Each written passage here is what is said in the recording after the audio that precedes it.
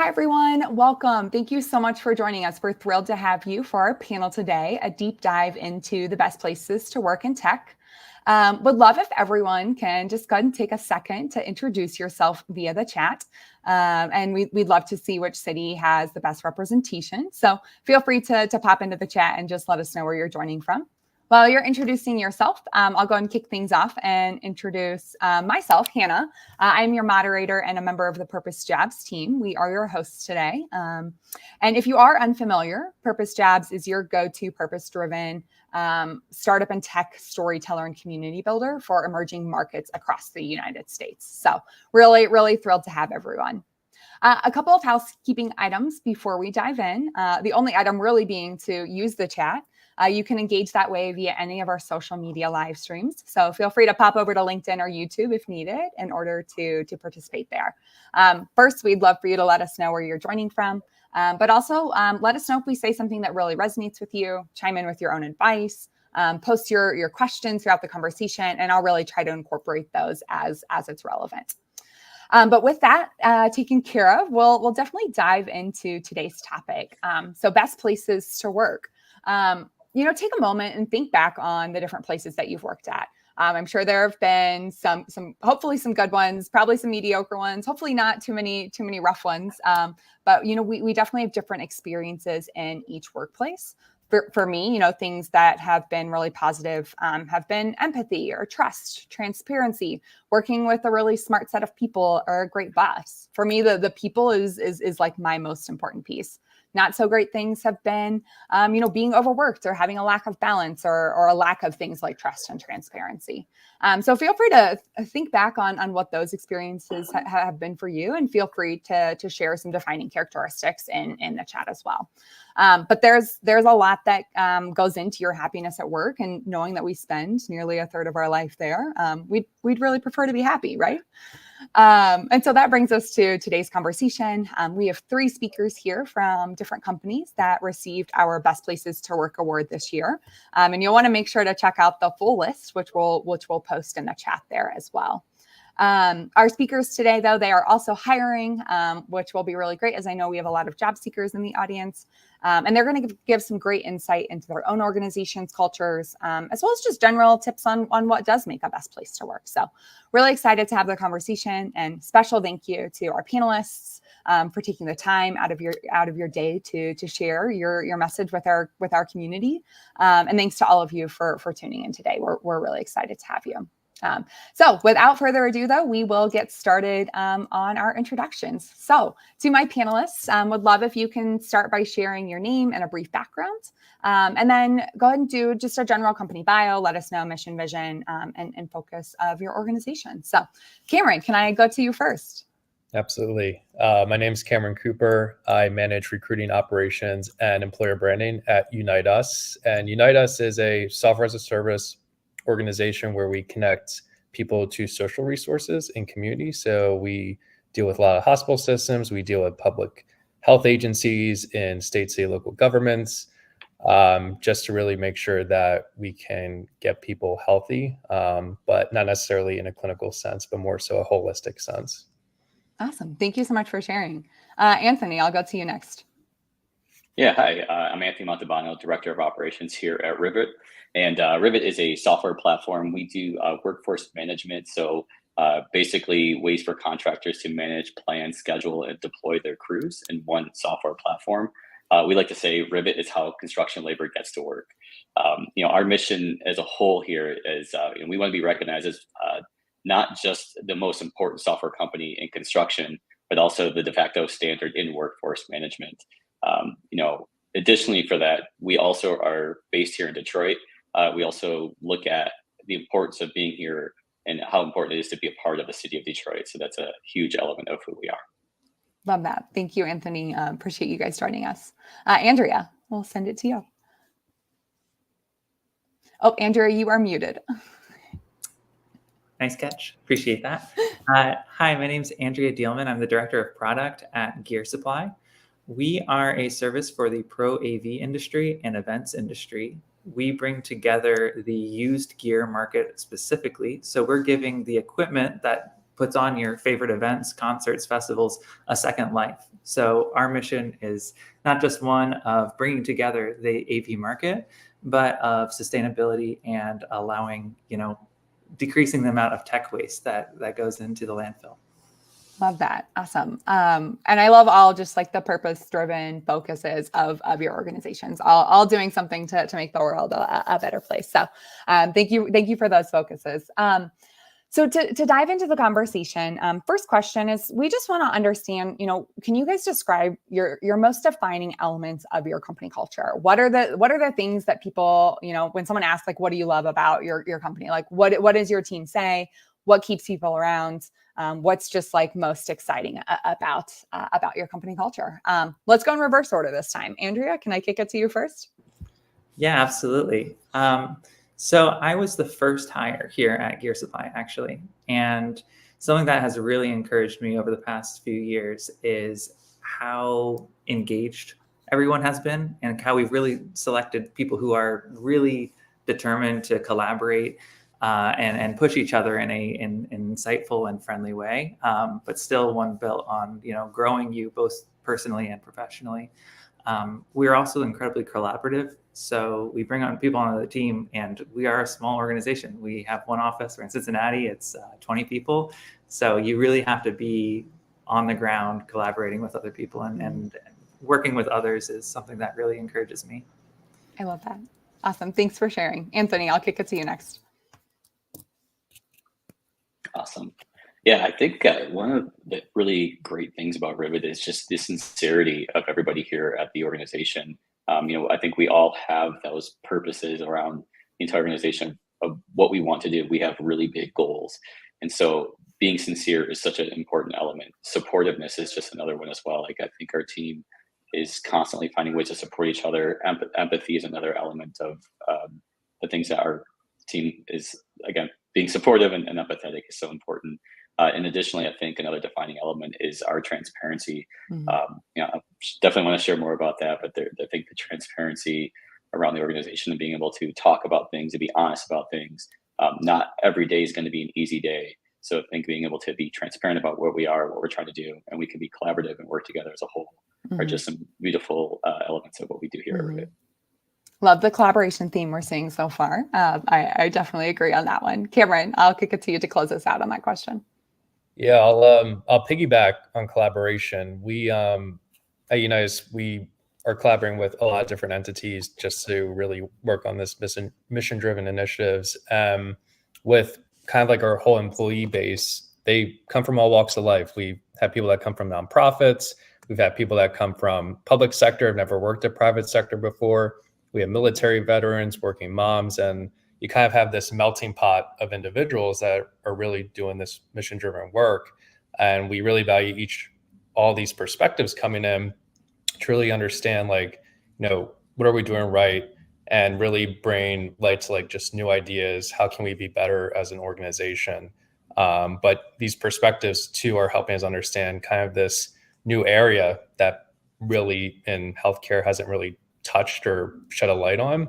So it's just really fascinating to kind of see everyone work together in a sense to really execute our mission. I love that, and I think collaboration goes really well with your company name too, Unitas. So that I think is a really good fit for sure. Awesome. So next question we want to dive into is just a little bit more about your initiatives or practices as it relates to maintaining a positive and inclusive workplace culture. Can you all touch a little bit on that? And Anthony, can I go to you first on this side? Yeah, absolutely. One of the things that I've really appreciated, so I've been here at Rivet for about 8 months now. Every month, our CEO has a monthly all hands, and he's very transparent, being able to share our finances, being able to see what our bank balances look like, our monthly burn rate, and just understanding like where we are as a small company and growing company. Additionally, he often reminds us, we're all equity holders here, so we're all owners of Rivet, and being able to have that openness and transparency, it's just this is like another great reminder of that. At the end of our all hands meeting, we have a team shared kudos where we just take a moment and just share thoughts. I find it very uplifting and infectious experience all around. So I think this practice is just a really great way to remind us that like even though we might be heads down on our own teams, but being able to get together as all hands, hear from the CEO about the progress of the company as a whole, and the opportunity to be thankful and grateful for the people you work with is such a great cultural experience. I love that. Thanks for sharing. Cameron, we'll bump back to you on this kind of initiatives, practice, inclusivity. And I know you were talking a lot about different perspectives too. So yeah, would love to hear your thoughts there. Yeah, and similar to Anthony, we do all hands every month as well at Unite Us, and it's a chance where not only our co-founders but our C-suite and other leaders can talk about what's happening at the company, what are their verticals doing, what deals have we won, just really trying to create a real enthusiastic environment. Some other programs I like to highlight too. So we have mentorship programs that we've launched. We're actually kicking off 2024s right now. We also have a lot of ERG groups. I think we really try to, have people, new hires coming in, check them out, see if any resonate with them. And it's just another way for employees to collaborate and talk about issues. And we also put a lot of emphasis on just like continuous learning as well. Like we are rolling out some pretty cool initiatives now just to keep folks engaged and ways we can support their professional development. I love that. And can you share what ERG means? I don't know what that is. So I assume there's at least one other person who doesn't. Employee resource groups. I know it's a relatively new term. That makes sense. I guess I just never heard the acronym before. Perfect. Thank you for sharing that, Cameron. Andrea, I'll kick it over to you now.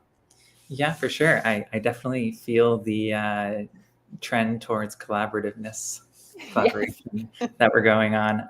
And with that being said, every day we do a tight 15-minute, again, we're a pretty small team, 15-minute all hands every day, just to go over what each of us is working on and what's on our mind. So that way everyone's aligned. Hey, how are you doing today? First off, like, is this a day that like you're going to be on top of things, or is there something else on your mind? Is there something that we should keep in mind when we are, working with you today? And then in addition to that, what are you working on? So we get alignment from the top down.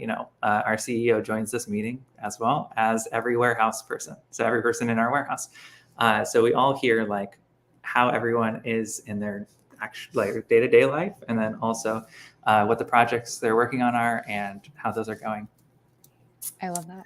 Additionally, we have a weekly happy hour for about an hour on Fridays, which is nice because it's a little bit more relaxed. We get food, we get drinks, we just hang out, either talk, play a video game, play some kind of like reverse charades is our most recent one. It is it's pretty funny, honestly.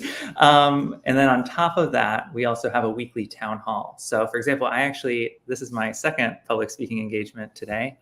This afternoon, I did my town hall where I went over a project that I'm working on, which is building out a data pipeline and dashboards for us. So just presenting our projects that we're working on, getting feedback, answering questions, seeing how that project can relate to different departments and different people in the organization, and making sure that we're all working towards the same goal. I love that. I think it's really fun when we can see what the rest of the team is doing, for sure. I think something that would be helpful, can you all share like company size, like how big you all are? And while you're doing that, let us know, are you an in-office, a hybrid or remote workplace, like a flexible workplace? Let us know that. Andrea, will you start there on those ones? Yeah, totally. So we are all in office in Over the Rhine, Cincinnati, Ohio. One of the biggest historic districts in the country, by the way. It's beautiful. Cool. 1840s German architecture, stunning. In addition to that, we are about 20 people. So that's split between 3 people in our warehouse and the rest in the office in Findlay Market, Over the Rhine. Cool. That's awesome. And you guys definitely have a cool office and a very cool space. So I've been there in person, but it looks very neat. Anthony, will you jump in on those? Yeah, of course. So we had a pretty big growth year last year. The company was 14 people in January of 23, and then we closed out 2023 with 38 people, so nearly tripled. We had to move to a new office. We are similar to Andrea in 100-year-old plus building in the downtown.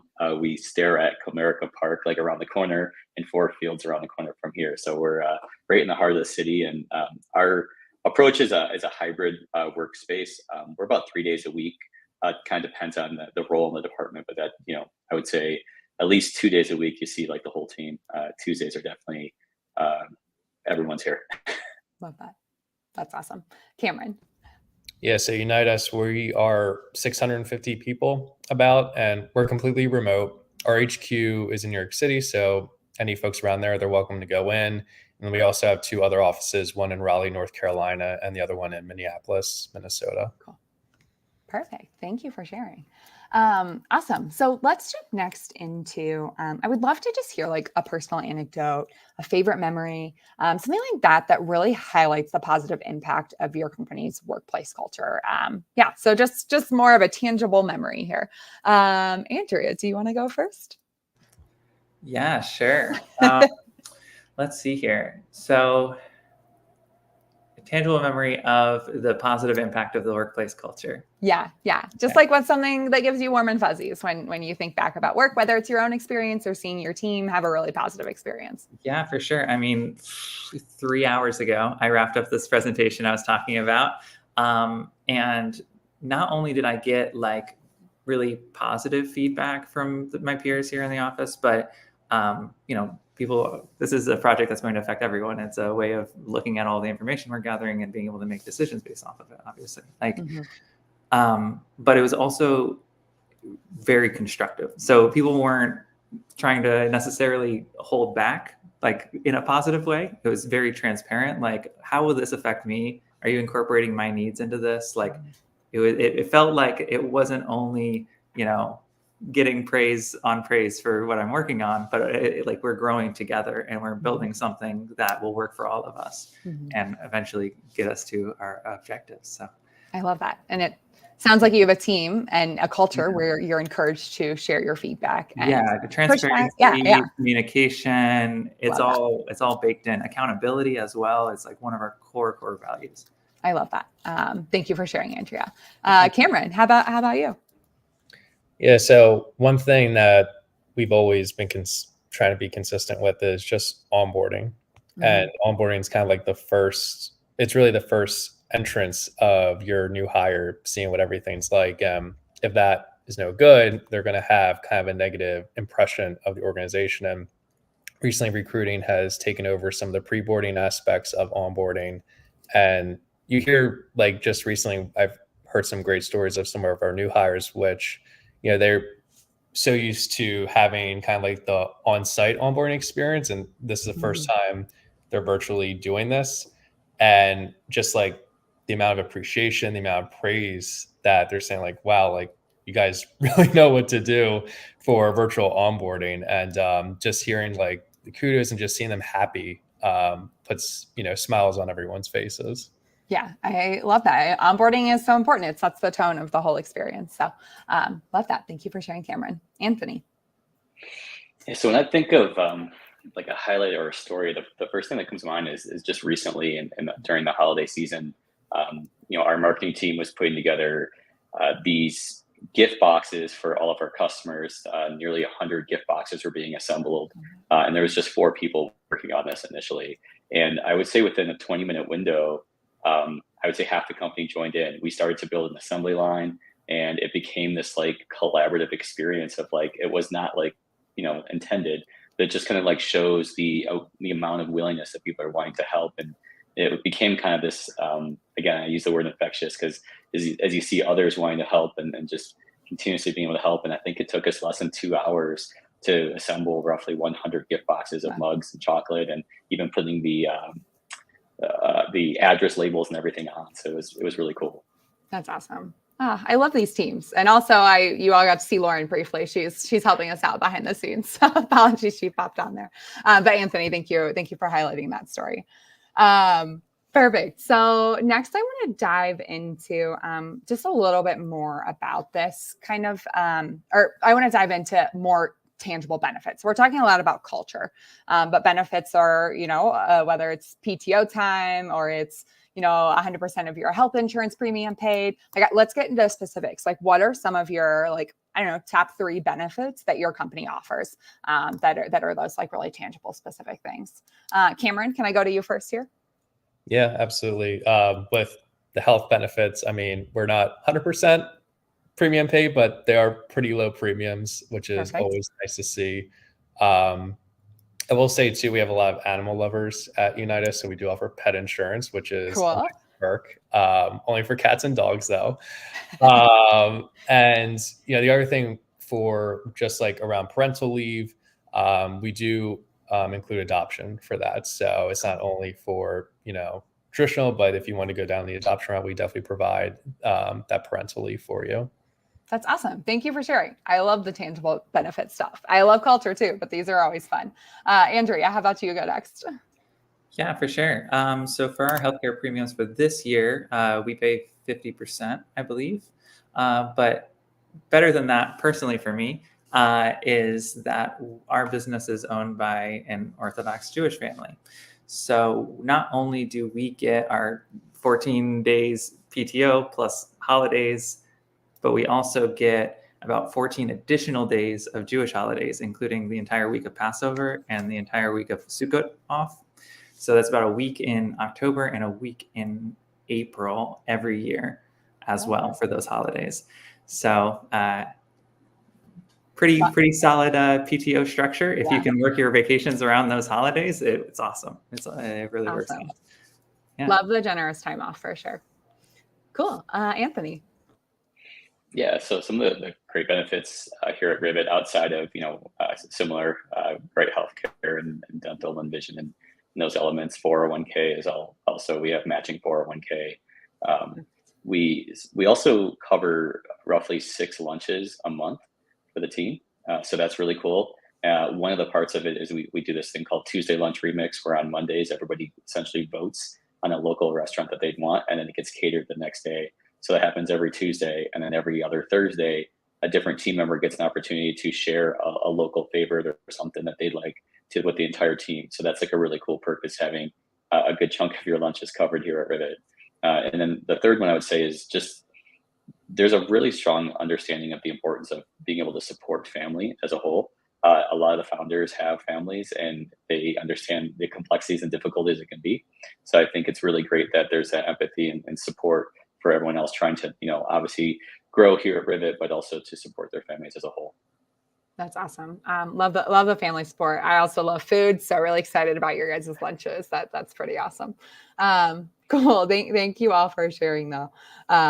Sharing those. So let's talk more about. We're talking a lot about culture and benefits. And a lot of that is we're trying to encourage folks who could potentially be a good fit for your jobs and stuff. But let's also think further down to retention. Once a team member has been there, once you've gone through the onboarding and all of that, how are you all thinking about retention for 2024? How are you really focusing on keeping employees engaged and happy? Cool. Andrea, let's go to you first on this one. Yeah, for sure. One of my favorite things about us overall is the freedom that we have in our positions, because we operate in such like this dynamic and collaborative space, right? So that's something we really look for, not only, but also foster, is like being able to make decisions for yourself and make decisions for your department, make decisions for the whole company, honestly. So we've noticed that when people have that kind of liberty and that freedom in their position, that path towards growth and path towards exploration, they tend to stick around a little bit more. They don't feel like every day is going to be the same. They don't feel like they're doing some kind of rote activity. They feel engaged in what they're doing, problem solving, going after what needs to get done, and making decisions that actually have an impact.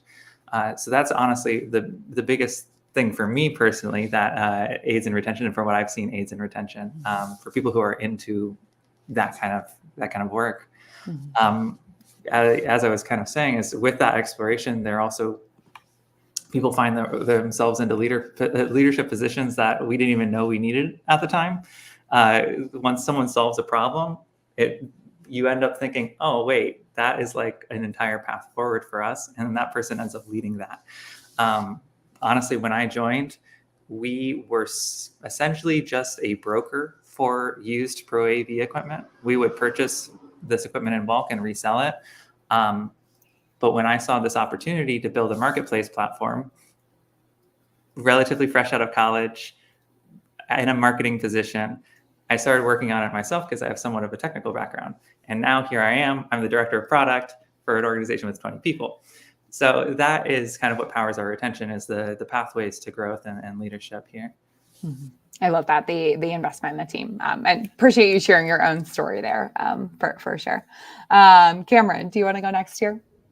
Yeah, so with each of our departments or teams, we do have career matrices or career ladders, if you will. So when someone comes in, they can see where they start and where they can kind of go as they progress throughout the company. And us being 650 people, it's still very scrappy here. It's still very startup-y, and we do encourage people to try things and see what happens. We're not going to penalize you if you like make a mistake. It's one of those things where you kind of learn, and we're trying things out still. We're seeing what actually works. I will also say too that we do try to have different ways of having that personal development in there.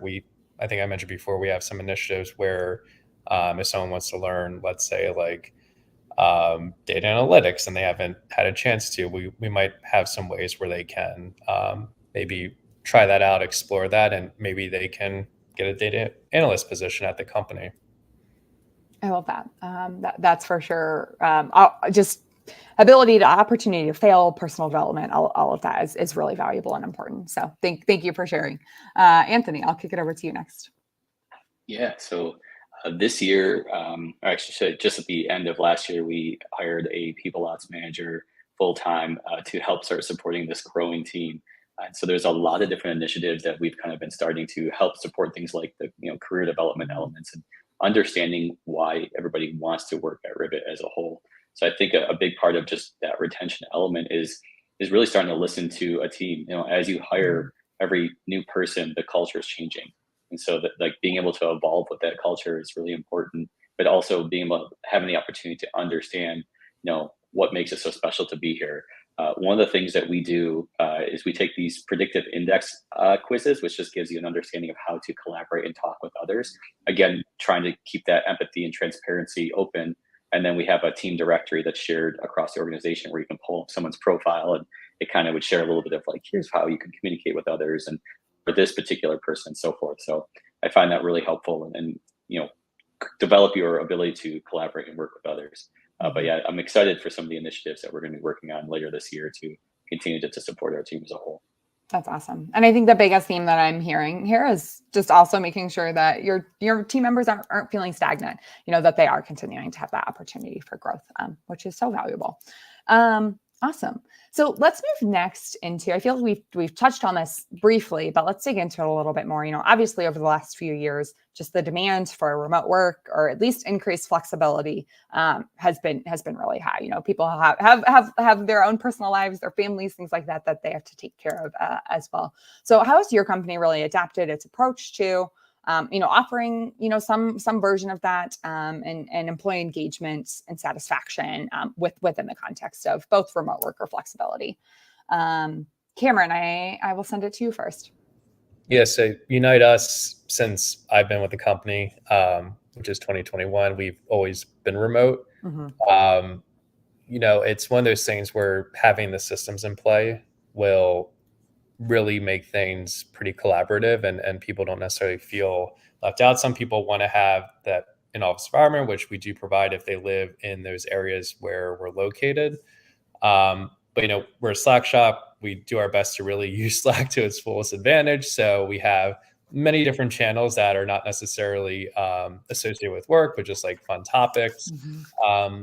We also use something called Lattice here. So Lattice is a way where you can give feedback, give praise, public praise to individuals, and everyone in the company will see that. So if you do something really incredible, the recognition will be there.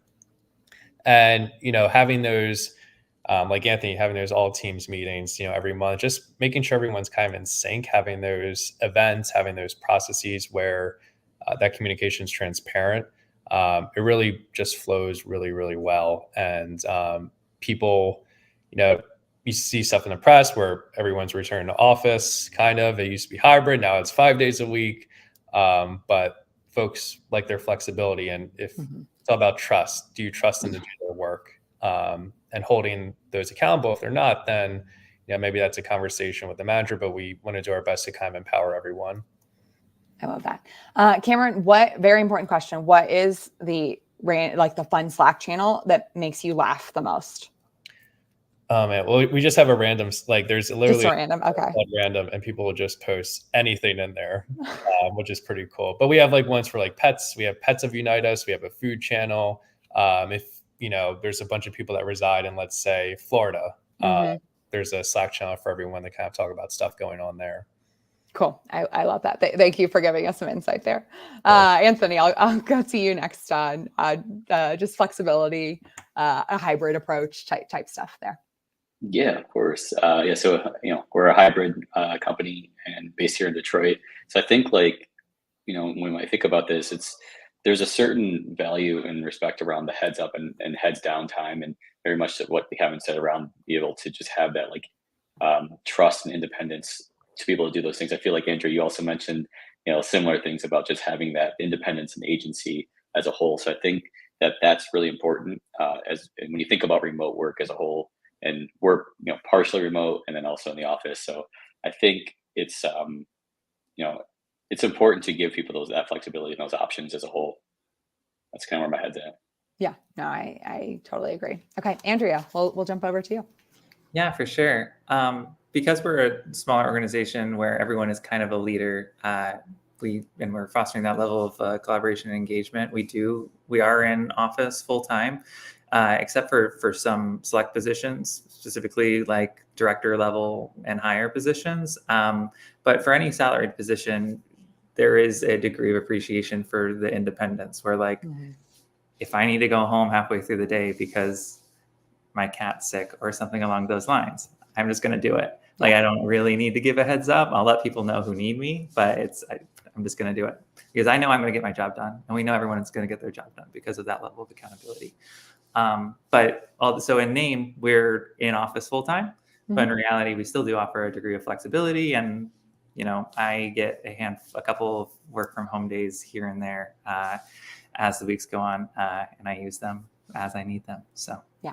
No, I think chiefly most important thing is that flexibility, trust, the accountability there, of course, always, but that is for sure step number one and really important regardless of if you're in office, hybrid, or remote. So we can see how that, is really a value that can be in any culture, regardless of the working physical location. Awesome. So I've got 2 more questions that I'm going to ask our panelists. If you all, the audience, has any questions for our speakers today, feel free to go ahead and post those as we'll be wrapping things up here. So the next question, I think for me, the team that I work with and the leadership within the organization is something that I find a ton of value in. And it's my number one when I'm looking for a job or considering an organization that I'm going to work for. Would love to just get your guys' thoughts on how does your CEO or just leadership in general, interact with the team? What are some of their philosophies or stances that you think are really important to shaping the culture of the organization? Anthony, I think I'm going to go to you first on this one. Yeah, of course. Our office is I guess, an open office. And so there's not really anybody who's sitting kind of more or less in a corner. And so I find that, from the leadership side of things, everybody's very open to conversation. Being able to just jump into a room and have a talk about whatever that is, it's really helpful. We do practice weekly one-on-ones with the organization and each individual, so which is a really great moment to just take that step back and be able to listen to everyone that is supporting you. So I find those really helpful elements. Perfect. Thanks for sharing, Anthony. Cameron, I'll go to you next.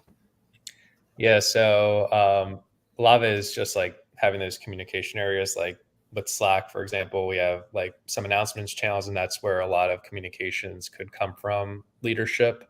But we also have like internal comms as well that can go out via email or other ways. And also having those all hands meetings, and also too, I think we do town halls at times. So just having like these different ways of gain information from the top down, I think, and consistently doing that, it has been pretty impactful. Yeah, I think all hands town halls that, I think all of you mentioned having those are really great ways to get face time with leadership, CEO and all of that. Andrea, any thoughts that you'd add from Gear Supply's perspective? Yeah, for sure. So not only, of course, the daily stand-up kind of structure for the whole company, and then the town halls and the happy hours. Of course, the CEO and leadership are all involved in that. But we are also, all of our desks are in the same room. We're all on the same floor, everyone from the CEO down.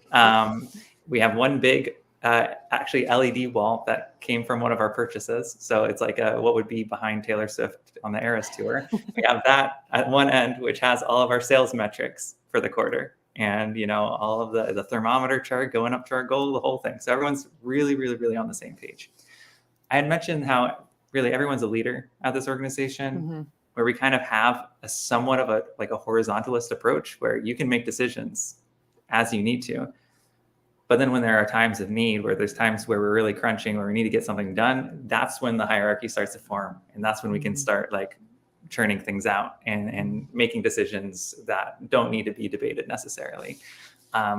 So overall, though, we are quite horizontalist. The CEO sits on the same floor as the newly hired sales rep. So it's we definitely hear from everyone all the time, and it's really great and very collaborative. I love that. Cool. Thank you guys for sharing there. Okay, last question. What are your hiring needs for 2024? Kind of talk to us about plans, growth, and regardless of if you're hiring now or not, just in general, how can job seekers really prep for an interview or, really help put their best foot forward? What are some of the things that you all are looking for in potential talent to join your team? So yeah, I'll let you guys just talk about hiring in general. Andrea, I'm going to go back to you. Sure thing. Yeah. So we are hiring for a lot of roles right now, a lot of roles. And chief among them are sales reps, actually business development representatives. We are looking to grow that team by 10 this year, ideally, hiring a good chunk of them up front. So if you're in sales and you like live events and talking with people who put them on, by all means, please apply. It's a very fun position. It's really engaging, and there are quite some characters in our industry. I will say, old Deadheads, Grateful Dead fans from the 70s who put on concerts still. It's fascinating stuff. In addition to that, we are looking for a CFO, director of finance role, as well as an operations manager. So it's kind of just below the COO, making sure both our logistics operations mostly get carried out and the processes are in place there. And then something that I'm looking forward to a lot as someone who is a digital marketer, but no longer is doing digital marketing for this organization, is someone to fill in that for me, which is a digital marketing specialist. So essentially, if you have not only solid marketing background, but the marketing technology stack and understanding of e-commerce in particular, marketplaces, please reach out because I'd love to talk with you.